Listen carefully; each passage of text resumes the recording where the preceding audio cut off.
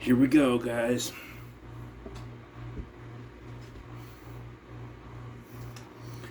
You know, I don't mind. Anyone who knows me knows. I don't mind clones. I like clones. I like being able to give a fragrance for a cheaper price. Now, I'm getting one tomorrow coming in, but I don't understand this one. Okay. I bought this clone because I have the original. Okay. I've already gone through a bottle of the original, and now I have the clone, and I don't know what to think here. Okay. I know what to think. I don't know. We're just going to get into this. If you're going to market something as similar to another one, you can't, you can't do what these guys did. Okay?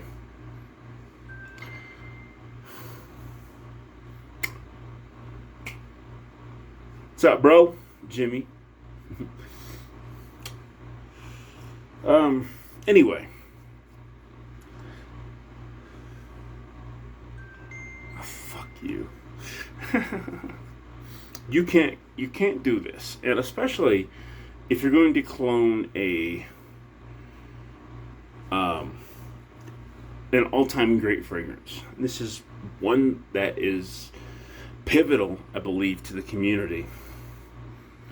One that probably, if you were to talk to anybody in the fragrance groups, in the community, not just your casual fragrance buyer, but even them. But if you talk to anyone who has a true passion for fragrances, this probably at one point was a fragrance they liked. This is the real Dolce & Gabbana's light blue. This one right here.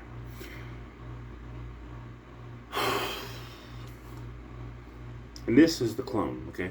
So this was like $7 or whatever at Walgreens. Versus for a full bottle of this, you're probably going to pay about 40, 50, 60.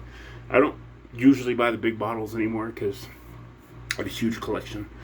So I spend less, get a smaller bottle. Obviously I don't have as much fragrance, but I have a whole lot of bottles to go through. Here we go. So you have Dolce & Gabbana light blue. One of my favorite fragrances of all time. I spray it on this hand. One spray. Then we have instyle, right? First off. And the crimp is terrible here. But let's go. All right, one spray each.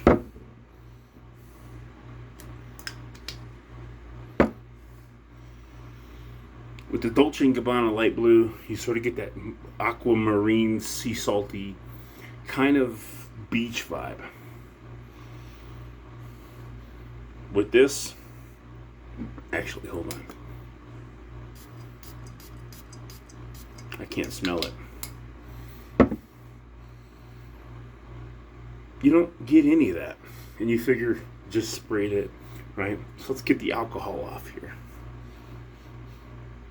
You don't even come close in the opening. About 5 minutes in, this one sort of, the clone, sort of develops that salty vibe for a few minutes. And then it just goes, it goes over here somewhere. Like Dolce & Gabbana, the one, or Dolce & Gabbana light blue, is over here. And like this one starts here, and then it comes like over this way a little bit, then it just goes whoosh. And for the hour long that you get this scent, it smells nothing after the first couple minutes like Dolce & Gabbana light blue. Nothing. Not even close. Now you're only spending $8, right? So you figure with a fragrance, you're like, no, spray more, right?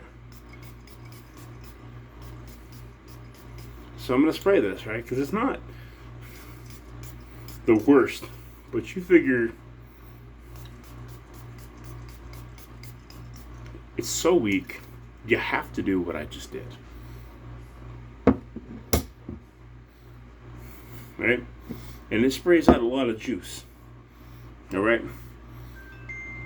It knows it's going to have some performance issues. It doesn't matter. Doesn't matter. You get sort of a sweet vibe. You don't get the saltiness that I still have on here. What's weird is you get the scent of like a marshmallow or something. Like some kind of creamy sweetness, which is not what light blue is.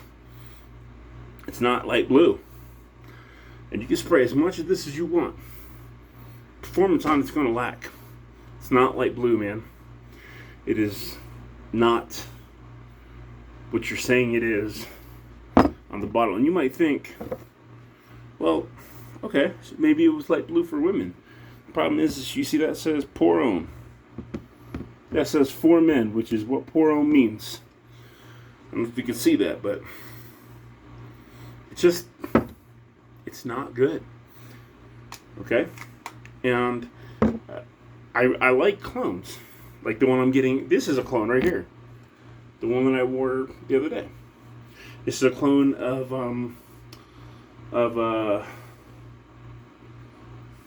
what you call Amouage Interlude Man. Okay, dude, I love ouds. That's a skanky oud right there. It comes pretty close, right? Tomorrow's clone, Lattafa, Oud for Glory. It's a clone of Initio's Oud for Greatness. I like clones. Most of my stuff is low to middle end designers and clone houses. I have some high end stuff. I've got a couple niche in there. I've got a couple high end designers. But the point, like what I try to bring to you guys is a channel, that will bring you something similar to what you're looking for. Like maybe you're looking for pure Havana, right? But maybe because it's discontinued, the price is killer. So you get you some Insurrection 2 Wild. They're very, very close. And the difference that you're going to pay now for a pure Havana is like $140 versus paying $25 for Insurrection 2. And they're pretty similar. They're probably 95%. That's the point of this channel. That's what I want to bring you. But when you clone a classic fragrance, which happens to be one of my all-time favorites, I can't, and you do such a bad job at it for something that's already cheap. I mean, I could take $8 and spend it on that, or I could save up another 30 or 40 and go get a smaller bottle of light blue. I just don't get it. I don't get why this company thought it was a good idea to release this fragrance. Most of my videos aren't this long, but this one irritated me. It got under my skin because light blue is a classic fragrance. It means a lot to me. If Cool Water wasn't already a clone of Green Irish Tweed and somebody cloned Cool Water and did it bad, I would be the same way. But honestly, Armagh also came out with theirs, and Train of Wheat is pretty good. They're pretty close. But when you get, like, I'm okay for your 80, 85, 90, whatever. I don't even want to, really like to apply percentages, because how do you quantify that? But you didn't even get close. It's not like this is a super complex fragrance. It's a fresh, clean, summertime fragrance. It's a staple. I go through probably a bottle of light blue this size every year, every summer, because I'm always spraying this. This is my second bottle this summer. I've already gone through one of these. I just don't know how you took a classic fragrance and you screwed it up this badly. This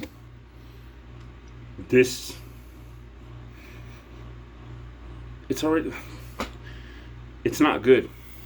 Don't waste your money on this. Don't waste your money on it. Later.